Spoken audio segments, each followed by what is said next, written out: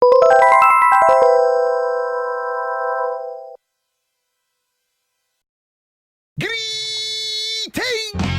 Let me see those hands again! Hang on now! Hey, everybody jump! You're tuned to Off the Ball, the most petty and ill-informed sports programme on radio. What does the Netherlands mean to you? The follies of keeping fit. One step away from celebrity and in praise of brothers. I'm Stuart Cosgrove, she's Susie, and you're tuned to the odd couple of Scottish football.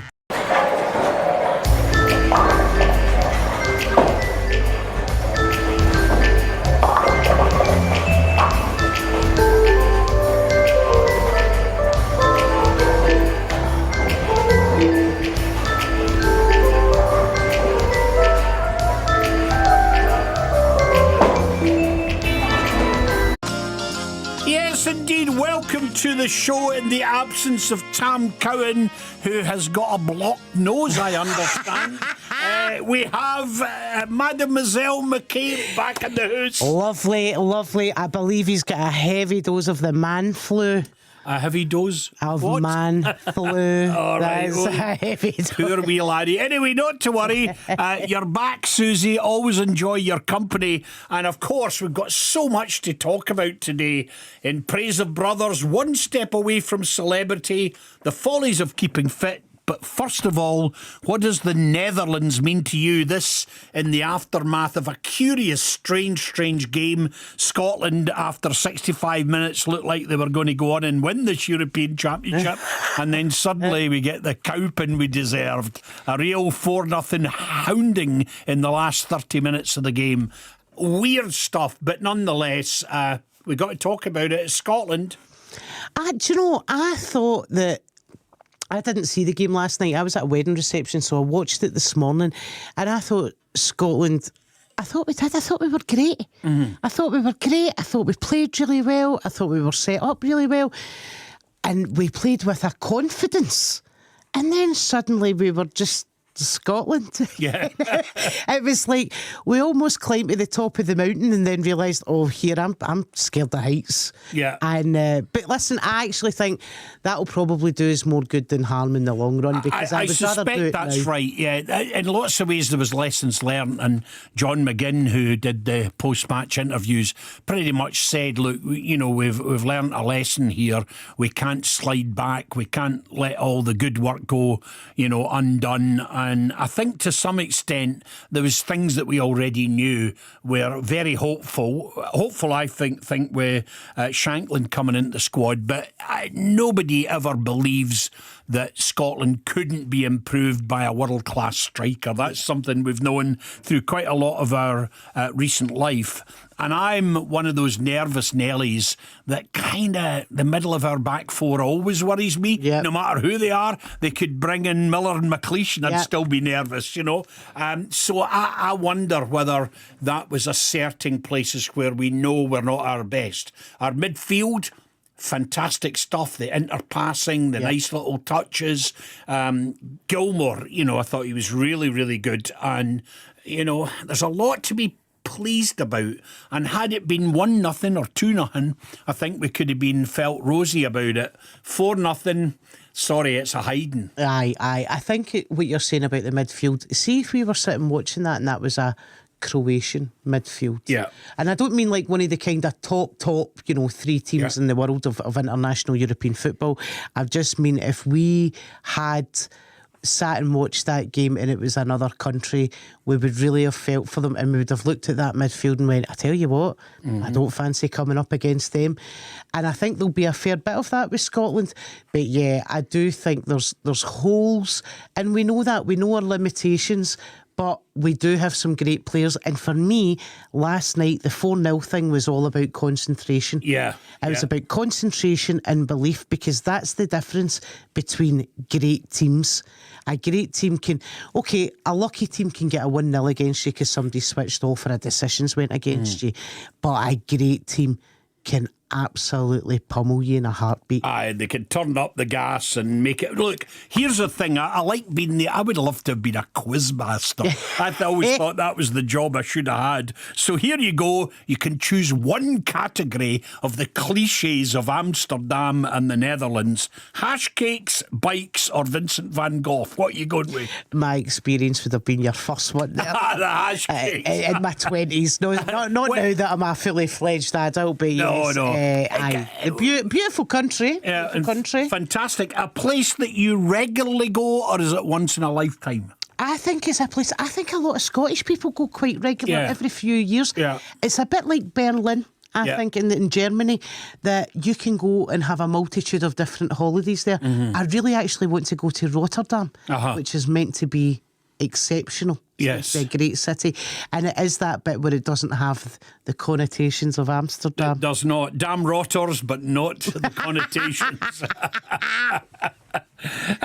You know, here's the weirdest thing of all is I'll need to find the title of this, but one wee boy is obsessing just now about a Dutch DVD. This is a DVD, collects all these kind of weird DVDs, and he's become obsessed with, I should be able to say this because it sounds awfully Scottish, but Ken Spielen or something like that. So it's about learning, and it's a learning DVD, and it's from Holland. And he said to me the other day, see, when we go over to Germany for the football, can we take a train to the Netherlands?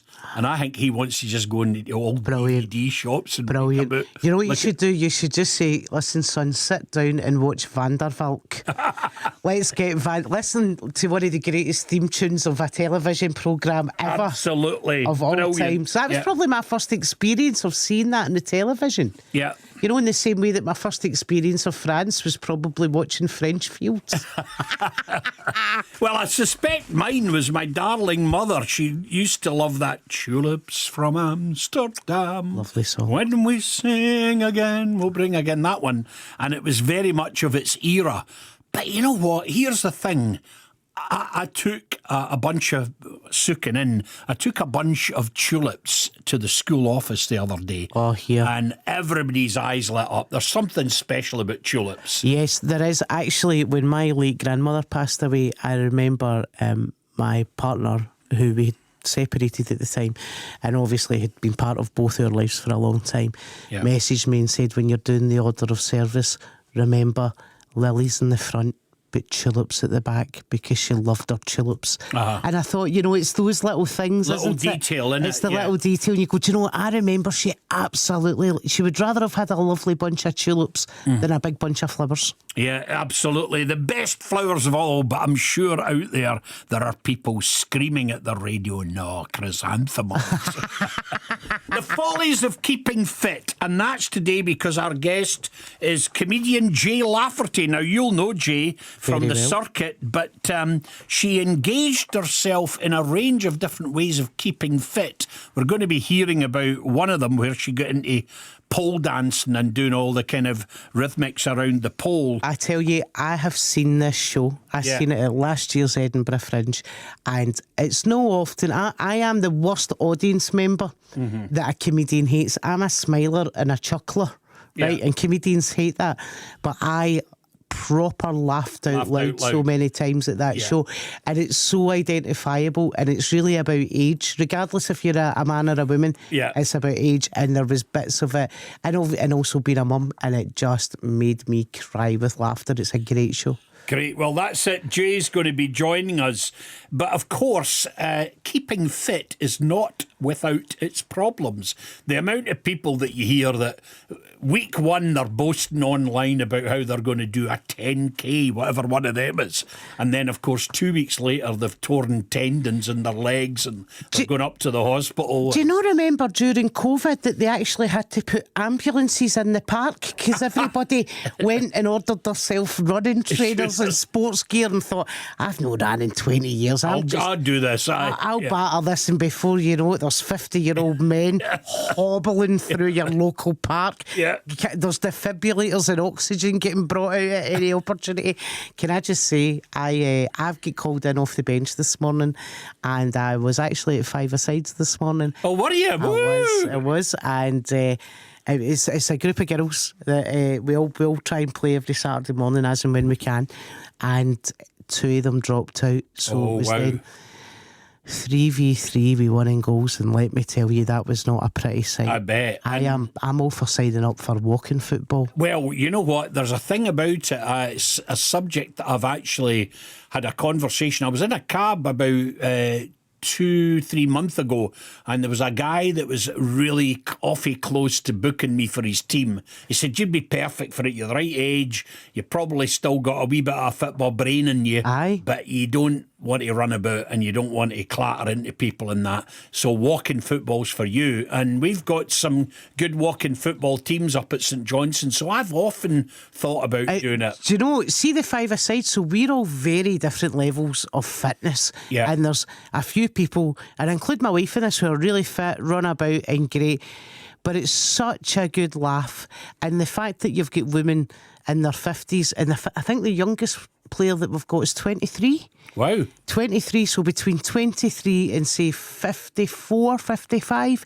So it's a real mix, and it's a really good laugh, and from all walks of life, and we just have an absolute laugh. And you know, I actually love the fact that we all just got together and went, let's just try and do this as and when we can. And you know, it's because exercise isn't fun when you're old, is it? No, of course it's not.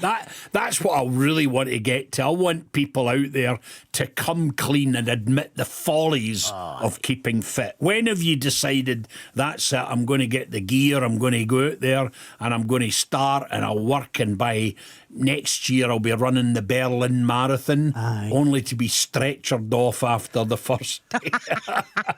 I'm convinced that's what Scotland's been all about. I sometimes look at, you know what, the McColgans, both mum and daughter, I look at them and there's a side of me just simply marvels at their ability to sustain running over as long as they've done there. In the case of Liz, a lifetime nearly.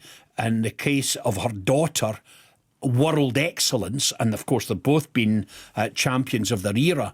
But you look at them and they are just supremely fit and brilliant at middle distance running. They've been great for Scotland for running the Commonwealths and the World Championships and whatever.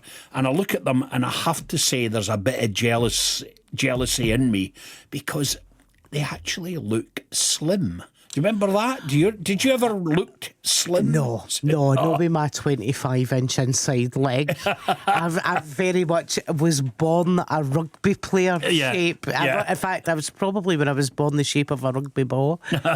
No, never been that. And it's funny as well, though, most of us are a bit overweight now. Yeah, I know. Most of us, even just walking, even like playing at five-a-sides this morning where I was playing, there's loads of pitches, and even like kids nowadays and stuff like that, like they're never, like kids were really wiry when I was growing up. Well, I saw, Kess, it's a brilliant film, but the young guy that plays the central character, David Bradley, I think his name is. But anyway, the central character of Kess, I've seen photographs of him online this week at maybe an anniversary or something, and he is stick thin. I mean, absolutely like a piece of wire.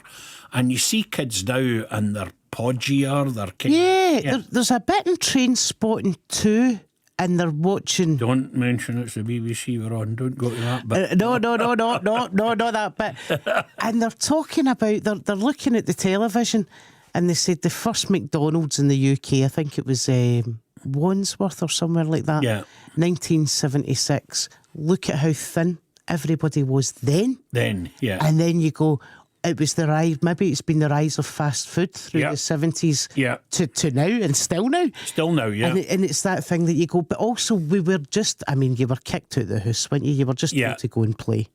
Well, give us your thoughts then on the follies of keeping fit. I'm sure you've had the best kind of intentions of getting rid of some weight or of just strengthening your core, as they call it. Or maybe even after Christmas and New Year thinking, I need to lose a couple of pounds, and it's one of the worst decisions you've ever made. The follies of keeping fit.